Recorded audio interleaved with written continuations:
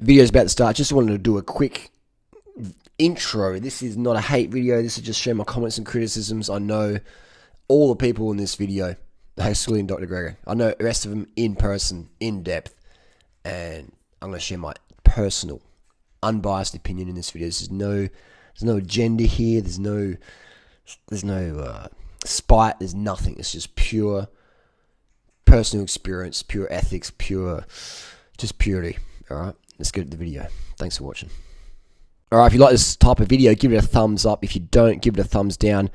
Jeff Nelson from Veg Source, a guy I rate.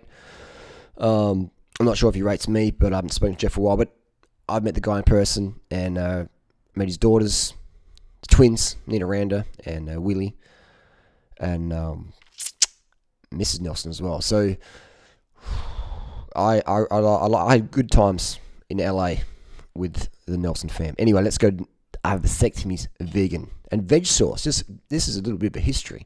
Veg Source was on the first forums I was back on in 2005, and I used to be on the Veg Source forum every day, pumping it out. All right, let's go hear what Jeff's got to say. Actually, to give you context of you, I'm starting 8 minutes in. Jeff is talking about Dr. Gregor promoting vasectomies. He's having a little bit of banter with Gregor, who I don't really rate because Gregor contradicts himself every fucking... Caffeine's good, caffeine's bad, rice is good, rice is bad, fruit's good, fruit's bad, refined sugar's worse than bacon. Oh, just nonsense. Gregor, I know you want to sell books and make billions for your non-profit organization, but please give people something they can actually fucking follow. The green light, red light, yellow light is bullshit. It's confusing for anyone. It is horrendous. You make millions of dollars for your non-profit organization. At least the thing you could do, the millions and millions of dollars you make from book sales and donations to your non-profit, the least you could do is put out a fucking book that people could actually do. All right? And stop praying to people's orthorexia. Anyway, I agree with Dr. Gregor on the vasectomies, though. We do agree on many things. All right, anyway, here we go. Listen up. He decided in his mid-20s in 2014 to get a vasectomy. Like a number of vegans who get vasectomies, he wanted to talk about his decision to have a vasectomy on a YouTube video. I've basically come to the conclusion... Sorry, this is Derek. Derek was a big Durianrider fan back in the day. Some of you may remember. I got to Derek on YouTube. We did a lot of videos together, gave him shout-outs, got him going. Introduced him to his current wife, Hannah. Hannah I met. She came to Thailand in 2014, and I helped her create the name. I created the name High Carb Hannah, and helped to monetize her YouTube channel way back in 2014 when she came to my free event there in Chiang Mai. Hannah had some weight issues. She wanted to lose some weight, and so she got on the bike and helped her with YouTube as well. We had a bit of a banter for a bit there, but it was all good. It's all good. And I helped her channel really crank up with a good before and after thumbnails, stuff like that. So she's doing great. She's doing, she sold a lot of books, made a lot of money, and given a lot of people the high carb message. So I rate that. That's good. Apparently they're doing some celery juice fast right now for adrenal. That's another video. I disagree with that. But the video is about vasectomy. So let's stay focused and listen how passionate Derek is. Now, Derek's someone I know in person. We've had many hangouts and chats and meals and long bike rides and conversations about sex, women, vasectomies, reading, guy stuff. Let's listen and watch Derek's passion and enthusiasm in this bit. Listen, watch it. Watch the body language. Watch the vocab, the tonality. I'll shut up. Let's listen.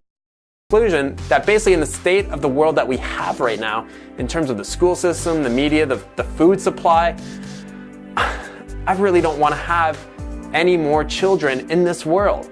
And the second thing that people have been saying to me is that, hey, what if you find the perfect girl? What if you find the perfect girl for you and she wants to have children with you? The perfect girl for me would not want to have biological children with me. She'd be fine with adopting.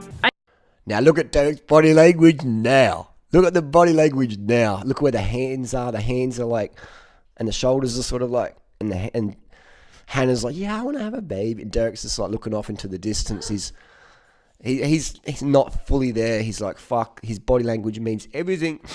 And yeah, I got cats in the house. My nose is sniffling as.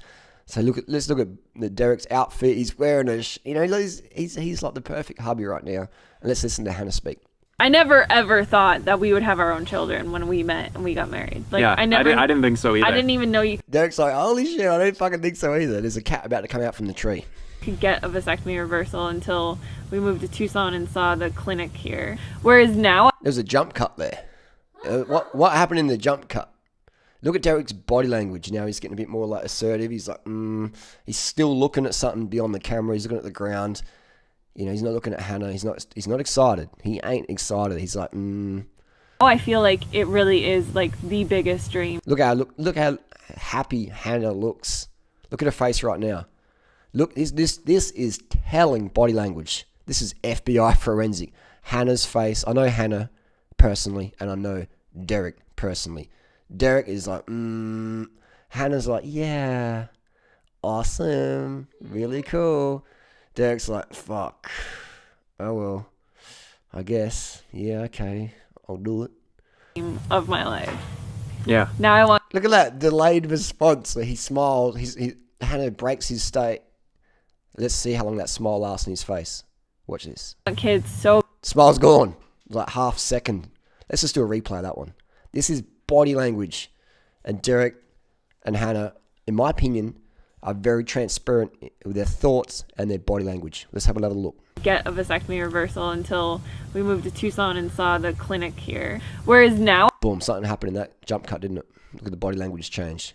I feel like it really is like the biggest dream of my life. Watch this. Like, she's looking at Derek for confirmation. This is my biggest dream ever. Are you in on this, baby? And he's looking away from the camera. He's like, oh, and he's like, shit, she's looking at me. Watch this. Now I want kids so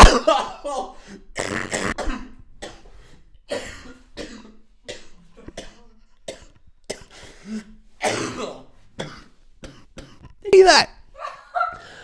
You know what I mean? That face, Derek's looking at me through the fucking camera and he's like, fucking Durianrider is going to be watching this. Oh my God. so badly that Derek just stared at me through the fucking lens of that Sony SLR. I just couldn't imagine not having them. The idea And then another jump cut. Derek's like, fucking oh. Derek's like, got ants in his pants. He's like, fucking Durianrider. having a family and Hannah's like, can you say something now, baby? Jump cut. raising our own children has really become so much more kind of like fascinating. Fascinating. Look at the words Derek is using. Girls, if you want to have a baby with someone, I mean, it's 2019. There's a lot of orphans out there. The environment is crashing. It costs a lot of money for kids.